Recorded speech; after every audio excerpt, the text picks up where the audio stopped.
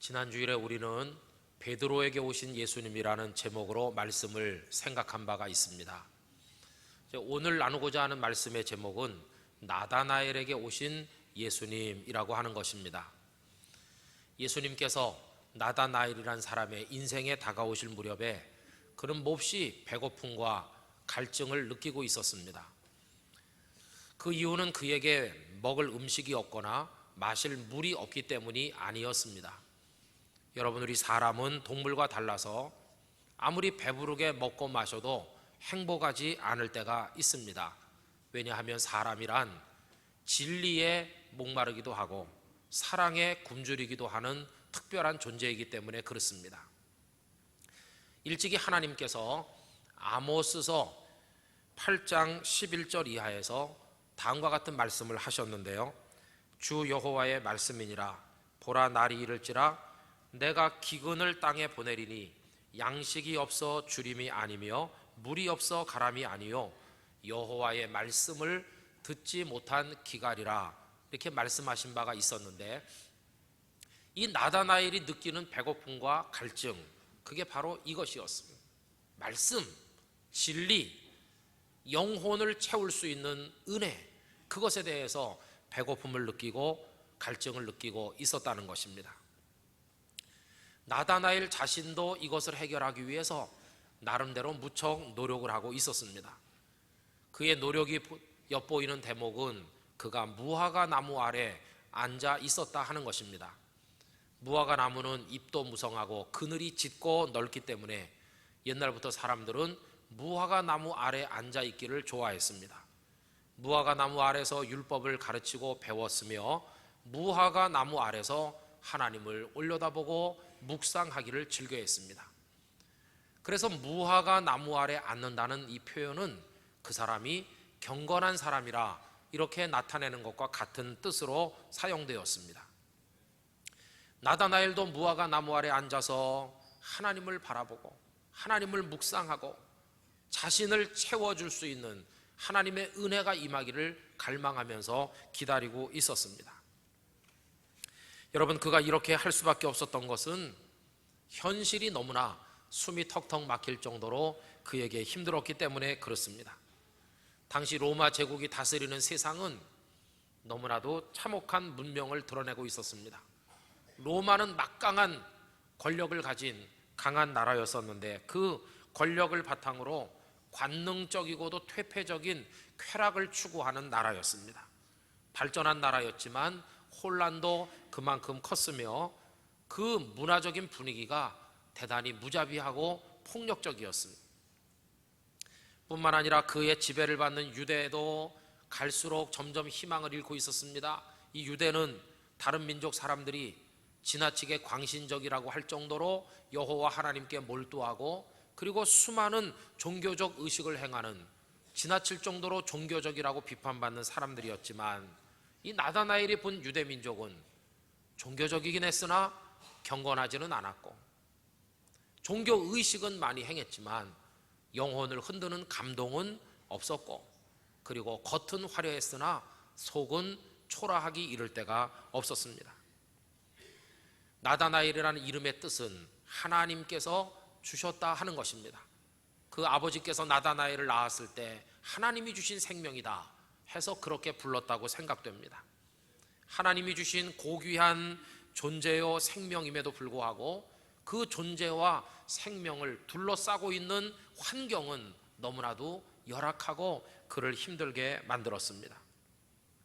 이 와중에서 나다나엘은 오직 하나님의 세계로부터 들려오는 구원의 음성 듣기를 갈망했습니다. 이미 하나님은 구약 성경에서 구원자를 보내주겠다, 그 구원자는 메시아였습니다. 메시아가 오시면 이 모든 갈급함과 배고픔과 이 고통으로부터 우리를 해결해 주실 것이라고 믿었습니다. 결국 그의 영혼의 배고픔과 갈증은 구원에 대한 배고픔과 갈증이었으며 메시아에 대한 배고픔과 갈증이었다고 말할 수가 있을 것입니다. 그런데 여러분, 어느 날 아주 절친한 친구 베세다 사람인 빌립이 그를 찾아와서 깜짝 놀랄 말을 하였습니다. 모세가 기록하셨고 여러 선지자들이 기록해 놓으신 바로 그분을 우리가 만났다, 이렇게 말한 것입니다. 여러분, 본문 45절을 보시겠습니까? 빌립이 나다나엘을 찾아 이르되 모세가 율법에 기록하였고 여러 선지자가 기록한 그 일을 우리가 만났으니.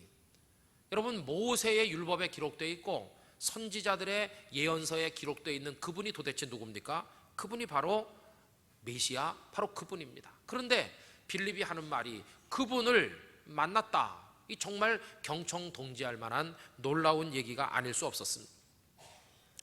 실제로 모세 오경을 읽다 보면 메시아의 탄생을 암시하는 글을 하나님께 받아 적어놓은 규절이 있는데, 그 중에 하나가 신명기 18장 15절에 나옵니다.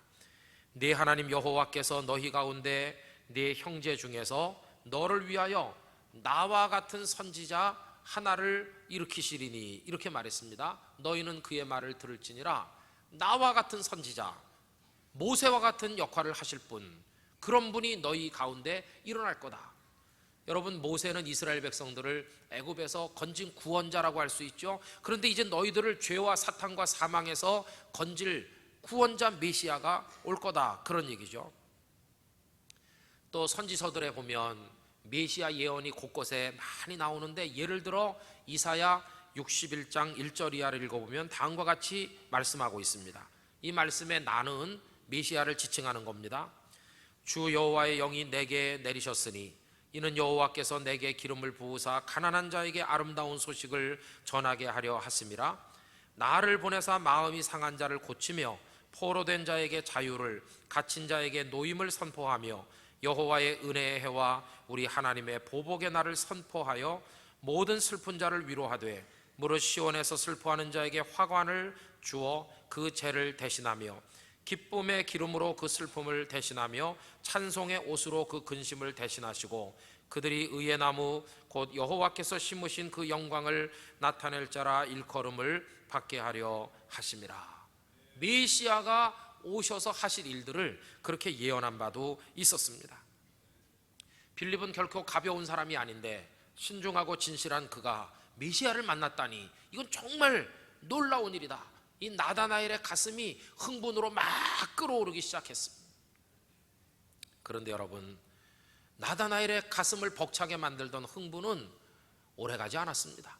금방 싸늘하게 찬물이라도 끼얹은 것처럼 식어버리게 됩니다. 그 이유가 무엇일까요? 우선 이 빌립이 말하는 그분의 출신이 문제가 됐습니다. 나다나엘은 메시아를 기다렸고 메시아 예언에 정통했는데, 분명히 미가서 5장 2절을 보면 메시아는 베들레헴에서 온다고 그렇게 말했는데 지금 빌립은 나사렛 예수라고 말하고 있기 때문이었습니다. 미가서 5장 2절을 보면 이렇습니다. 베들레헴 에브라다야, 너는 유다 족속 중에 작을지라도 이스라엘을 다스릴 자가 네게서 내게로 나올 것이라. 베들레헴으로부터 메시아가 나온다, 이렇게 돼 있는데 빌립이 뭐라고 말합니까? 아까 읽은 말씀 끄트머리에 이렇습니다. 빌립이 나다나엘을 찾아 이르되 우리 모세가 율법에 기록하였고 여러 선지자가 기록한 그 일을 우리가 만났으니. 도대체 누구냐?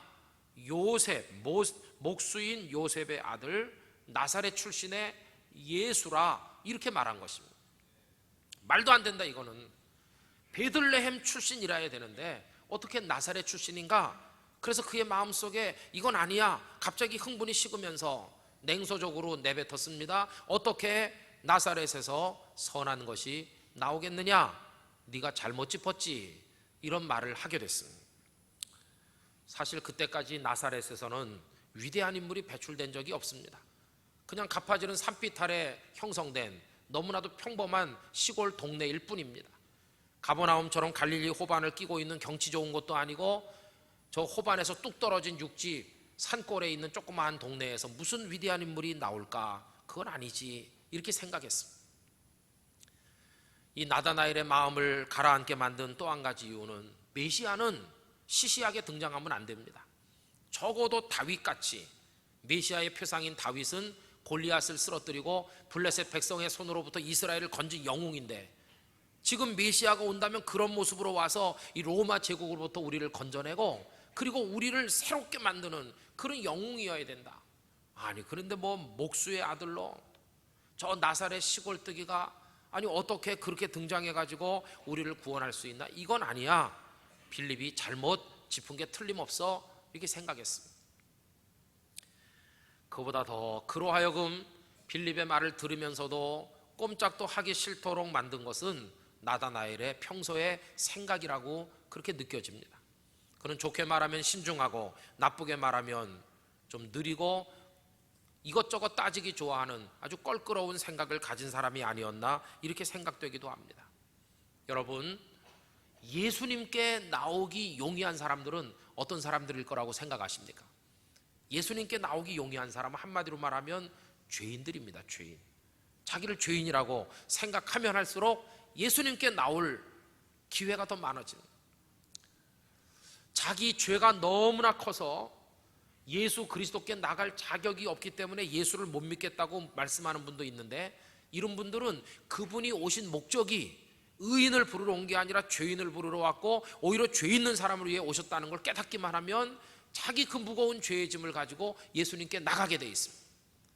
죄책감이 크면 클수록 예수님 앞에 더 나가서 통곡을 하면서 자기 죄를 그분 앞에 고백할 수 있게 된다는 것입니다.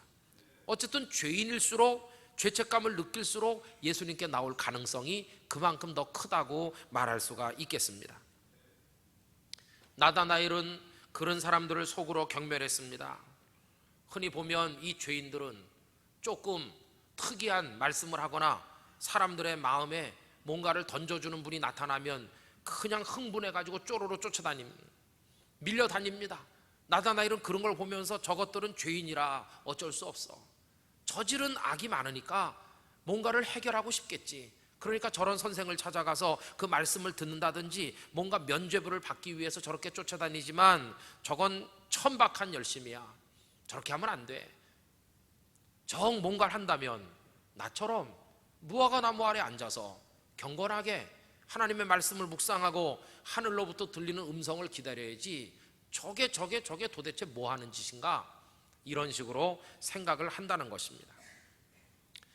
나다나엘의 그런 생각이 영 근거가 없는 것은 아닙니다. 왜냐하면 그 당시에 사람들을 미혹하는 가짜 메시아가 너무나도 많았기 때문입니다. 좀 특이한 말과 행동으로 사람들의 마음을 사로잡습니다. 사람들은 벌떼같이 일어나 그들을 쫓아다닙니다. 그러나 얼마 지나지 않아서 그들의 추악한 밑바닥이 다 드러납니다. 메시아이기는커녕 보통 사람보다 더 사악하다. 보통 사람들은 자기 욕심을 숨기지 않습니다. 나는 부귀영화가 좋아요. 그런데 이 가짜 메시아들은 자기들은 세속적인 욕심에는 전혀 관심이 없는 것처럼 경건한 척하면서 사람들을 이용해 먹고 사람들을 통해 부귀영화를 추구하니까 보통 사람보다 더 가증하고 더 사악했다는 것입니다. 빌립이 만났다는 그 사람이 누군지 나도 모르겠지만 아마 그런 가짜 중에 하나일 거야. 이렇게 생각한 나다나엘은 단정적으로 한마디 내뱉었습니다. 나사렛에서 무슨 선한 게 나오겠어? 그건 잘못된 거야. 여러분, 오늘날도요 나다나엘처럼 껄끄러운 사람들 많이 있습니다. 앞에서도 말씀드린 것처럼 죄인들은 자기 죄를 자복하면서 뭔가 해결해 보기 위해서 막 쫓아다닙니다. 예수님께도 나가서 엎드리면서 자기 죄를 고백하고 예수님께 나가려고 애를 씁니다. 그런데 예수님께 나오기 정말 어려운 사람들, 어떤 사람들일까요? 나는 상당히 괜찮은 사람이야. 나는 경건해. 나는 도덕적이고 깔끔하고 남에게 해를 끼치지도 않았고 나는 하나님의 말씀을 사랑하고 나 이렇게 무화과 나무 아래 앉아서 하나님을 깊이 묵상하고 나 그래도 괜찮은 사람 아닌가? 이렇게 자부하는 사람들일수록 예수 그리스도께 나오기가 너무나도 어렵다는 것입니다. 이미 자신을 훌륭하다고 생각하기 때문에 웬만한 말씀을 들어가지고는 그 마음의 진동이 일어나지를 않습니다. 자기 선, 자기 의에 깊이 매료돼서 살고 있기 때문에 다른 것들이 눈에 잘 들어오지를 않습니다. 가끔 이 사람들도 배가 고플 때가 있지요. 그러나 아무나 배고프다고 덜썩덜썩 주워 먹는 그런 사람들 아닙니다. 이 사람들은 적어도 나 같은 사람의 음식이 되려면 맛은 이래야 되고 형태는 이래야 된다고 기준을 정해놓은 사람과도 같습니다. 그래서 마치 이렇게 말하는 것과 같습니다. 내가 지금 굉장히 배가 고프지. 나 지금 배고파서 죽겠어. 그러나 나 그래도 지조가 있어. 배고프다고 아무거나 먹는 사람 아니야. 내가 굶어 죽더라도 라면은 나 절대 안 먹어. 이런 사람과 비슷해요. 여러분, 얼마나 도도하고 자기 자리에 대해서 미련을 가지고 있는지 말할 수 없어요. 이런 사람들은 남이 가까이 하기 어렵습니다. 아무에게나 이렇게 마음을 열어주지 않습니다.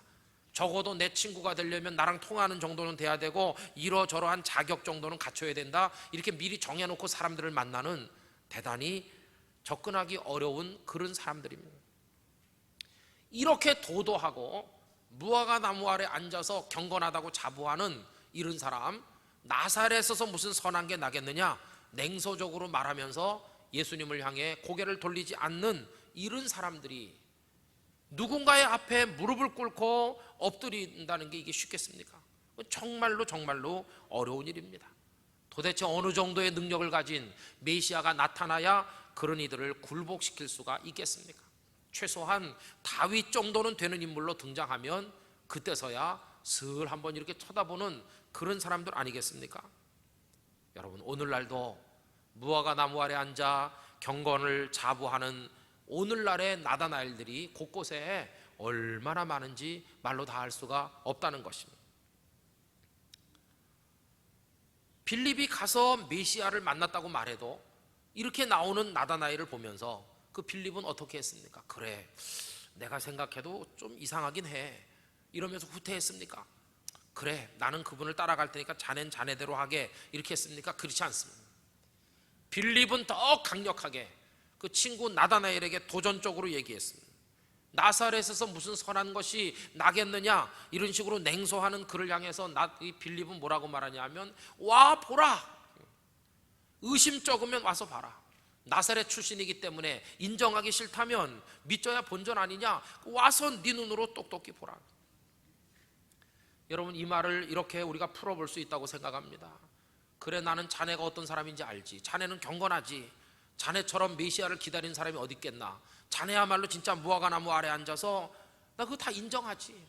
그러나 생각해보게, 메시아는 요런 조건, 요런 자격을 갖추고 요런 모양으로 와야 된다. 그 기준을 자네가 정해놓고 자네 머릿속에서, 자네 손바닥 안에서 요러한 메시아가 아니면 나는 안 믿어, 이렇게 정해놓고, 그러면 메시아가 자네 손바닥 안에서 노는 존재인가? 메시아가 자네 장난감인가? 요렇게 해야만 자네 메시아인가? 난 그렇게 생각하지 않네. 적어도 우리를 구원할 수 있으려면 우리의 선입견, 우리의 판단, 우리의 경험, 우리의 생각, 우리 상상력, 이걸 확 뛰어넘는, 우리가 상상도 못할 위대한 능력과 그 위대한 모습으로 우리에게 다가오시는 분이래야 우리를 구원할 메시아가 될 수 있다고 나는 생각하네. 자네는 뭐 어디 출신이어야 되고 어디 어떻고 이렇고 저렇고 하지만 그게 얼마나 잘못된 선입견인가. 한번 와서 보게, 그분이 자네를 어떻게 만드시는지. 여러분, 예수님은 많은 경우에 오늘날도 빌립을 통해 나다나엘을 부르시듯이 다른 사람의 말, 다른 사람의 어떤 행위를 통해 우리에게 손짓하고 계실 때가 많습니다. 지금 나다나엘은 딱 버티고 앉아서 나사렛에서 무슨 선한 게 나겠어, 이렇게 말하고 있는데, 여러분, 저는 말씀드리고 싶습니다. 누군가가 예수 그리스도의 그 손짓을 대신해 여러분에게 손짓한다면 그 손짓에 민감한 반응을 보이실 수 있어야 될 줄로 믿습니다. 지금 주께서 부르고 계시다는 것입니다. 하나님의 은혜가 다른 사람을 통해 우리에게 다가올 때가 많다는 것입니다.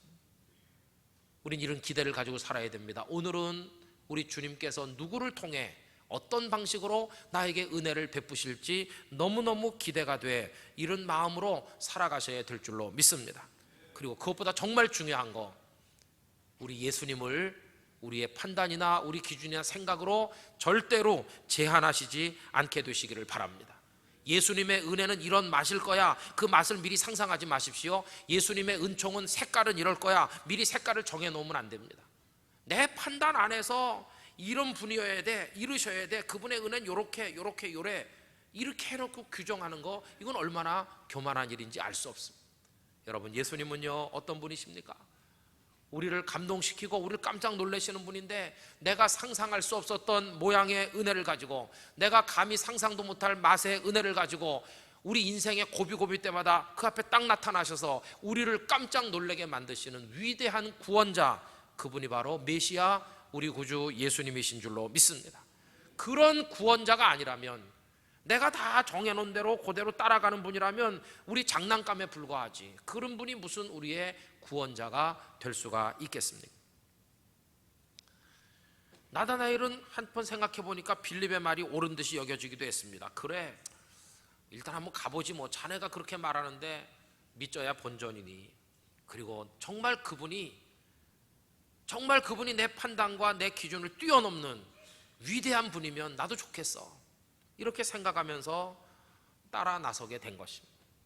일어나서 바지에 묻은 먼지를 털고 흙을 털고 드디어 따라 나서서, 지난주에 시몬이란 어부가 예수님을 처음 만나듯 무화과 나무 아래 앉기를 좋아하던 한 나다나엘이란 인물이 예수님과 딱 만나게 된 것입니다. 여러분, 우리도 주님의 부르심에 민감한 사람이 될 수 있기를 간절히 기원합니다. 그러기 위해서는 자리를 털고 일어나셔야만 될 줄로 믿습니다.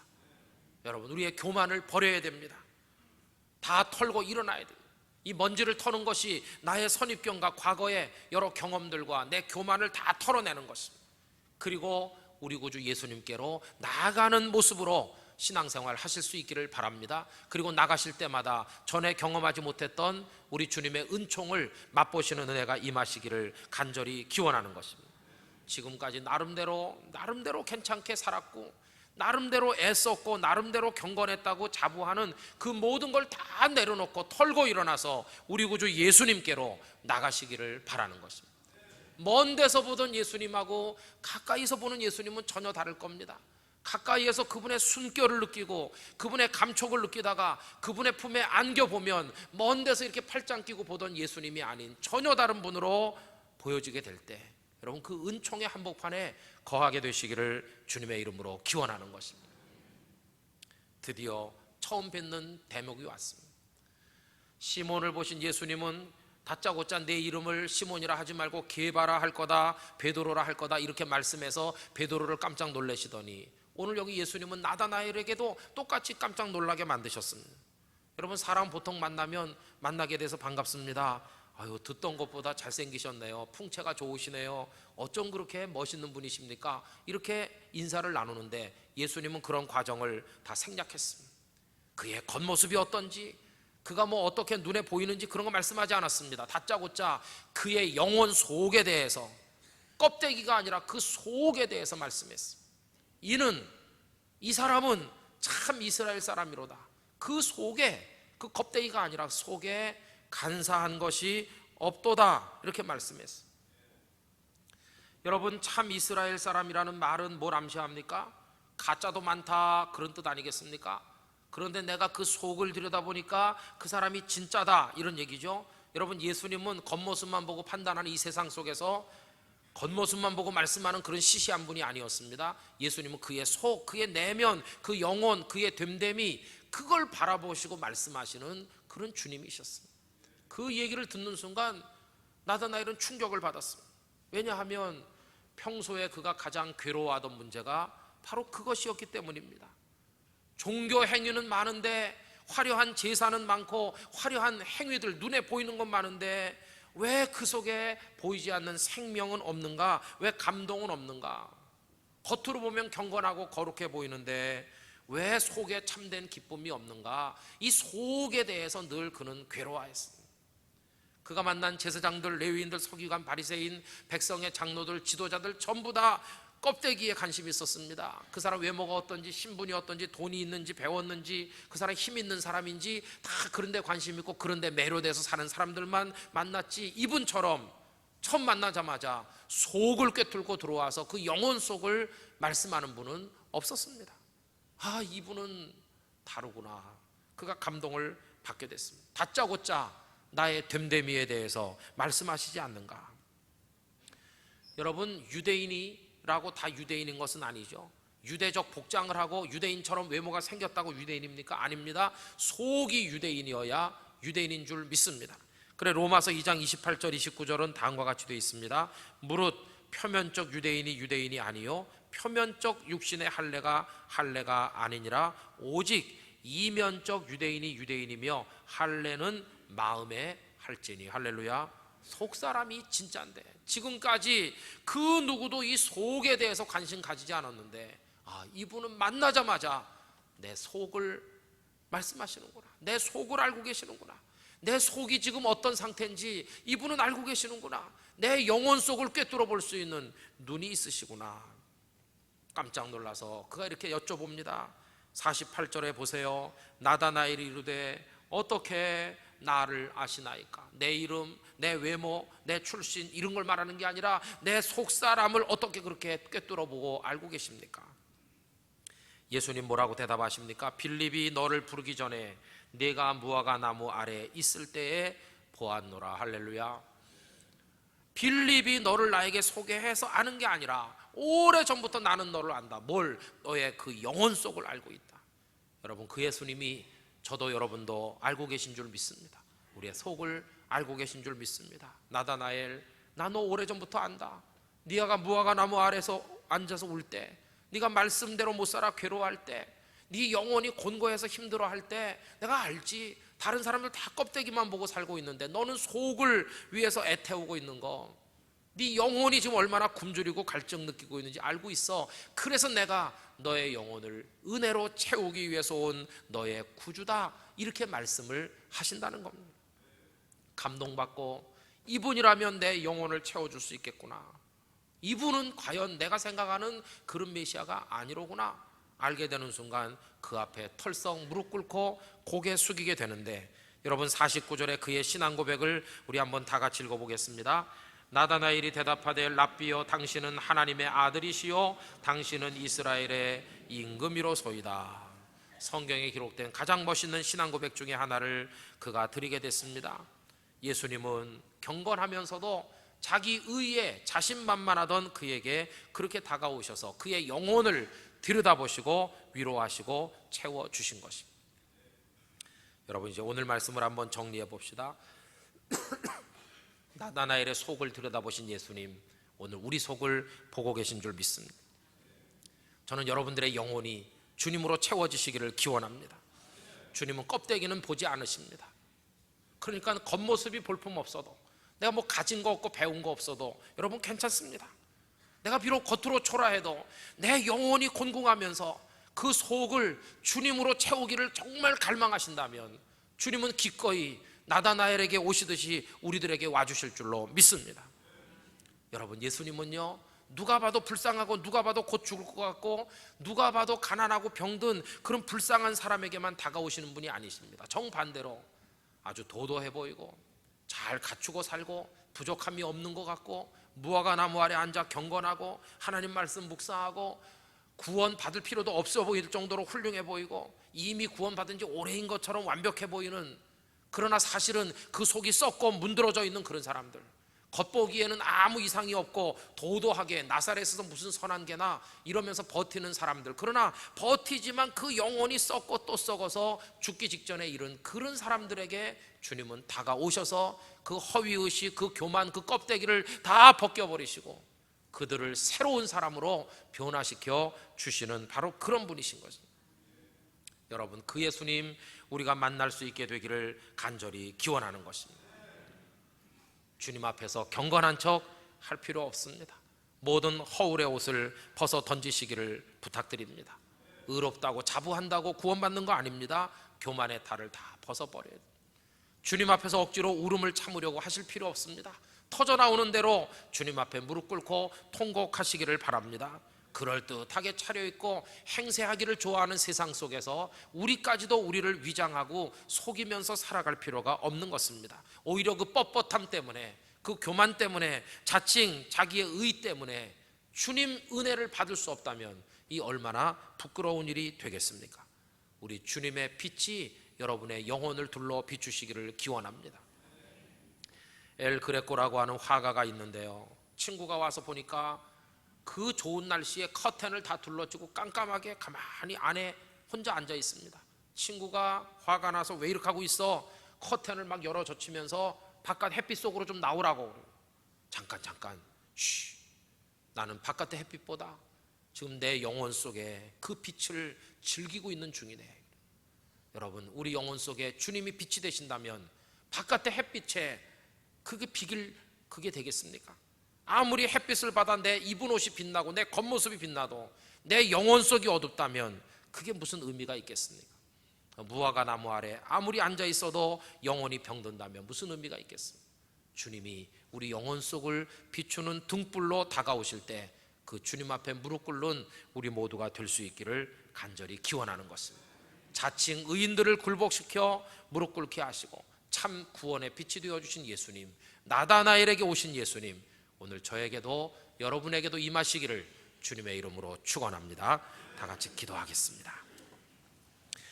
이 시간 주여, 베드로에게도 오셨고 나다나엘에게로 오시듯 저에게도 와주시옵소서. 뻣뻣합니다. 교만합니다. 자칭 의에 빠져 있습니다. 스스로 경건하다고 자부했습니다. 하나님, 그 모든 걸 벗어버리고 주께로 나가 엎드리게 하여 주시옵소서. 다 같이 통성으로 기도하겠습니다. 거룩하시고 자비로우신 아버지 하나님, 나름대로 괜찮은 사람이요, 경건한 사람이요, 의를 행하는 사람이요, 하나님의 말씀을 묵상하는 사람이라고 자부하나 하나님, 우리의 영혼이 고단하고 배고프고 춥고 괴롭고 힘들 때가 얼마나 많이 있습니까? 아버지 하나님, 모든 가증한 허울의 옷을 벗어버리고 우리 주님 앞에 나가 무릎 꿇게 만들어 주시옵소서. 우리 영혼 속을 둘러비치는 생명의 빛이 되어 주시기를 기도드립니다. 아버지 하나님, 우리를 긍휼히 여겨 주시옵소서. 나다나엘에게 오신 것처럼 우리 교우들에게 임하여 주시옵소서.